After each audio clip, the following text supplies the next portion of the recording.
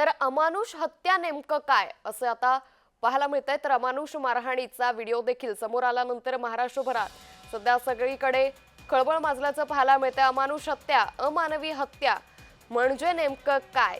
संतोष देशमुख यांची हत्या दुर्मिळ केस आहे का असा सवाल उपस्थित करण्यात आलेल्या हत्याच्या घटनांना नेमकी कोणती शिक्षा दिली जाऊ शकते असा प्रश्न देखील उपस्थित होतोय।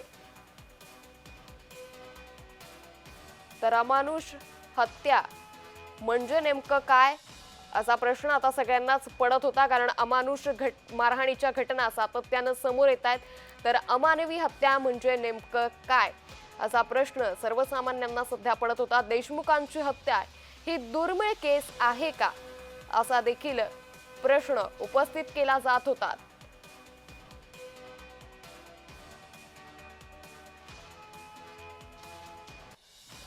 तर अमानुष हत्या आणि अमानवी हत्या म्हणजे नेमकं काय असा प्रश्न उपस्थित केला जातोय। आपल्यासोबत बोलण्यासाठी काही कायद्यातील तज्ञ मंडळी आहेत। संतोष देशमुखांच्या हत्येचा गुन्हा जो आहे, ह्याची जी घटना आहे, याचं जर दोषारोपपत्र आपण पाहिलं तर याच्यामध्ये 3 FIRचा मिळून संकलित FIR आहे आणि ह्याच्यामध्ये सगळ्यात जास्त शिक्षा असलेलं कलम म्हणजे आपल्या BNS हा जो कायदा आहे, नवीन कायदा, त्याच्यामधलं 103 हे कलम आहे। याच्यासाठी जन्मठेप आणि मृत्यूदंड अशा 2 प्रकारच्या शिक्षेची तरतूद केलेली आहे। आता जन्मठेप ही एखाद्याचा खून केला तर कमीत कमी शिक्षा ही जन्मठेप ही ठरलेली आहे आणि रेअरेस्ट ऑफ रेअर केस म्हणून जेव्हा आपण एखाद्या गोष्टीकडे पाहतो, एखाद्या केसकडे पाहतो, त्यावेळी त्याला मृत्यूदंड दिला जातो।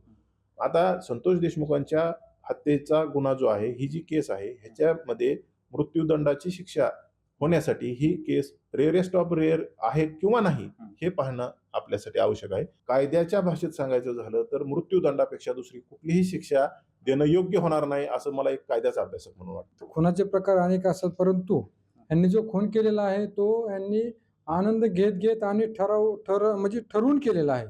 त्याच्यामुळे ही जी सदरचा जी गुन्हा आहे, ते सदरचं जे 3 गुन्ह्याचं जे चार्जशीट जमा झालेलं आहे, त्या 3 गुन्ह्यात चार्जशीट जमा झाले, तो प्रकरण जे आहे तो फास्ट ट्रॅक कोर्टामध्येच चालायला पाहिजे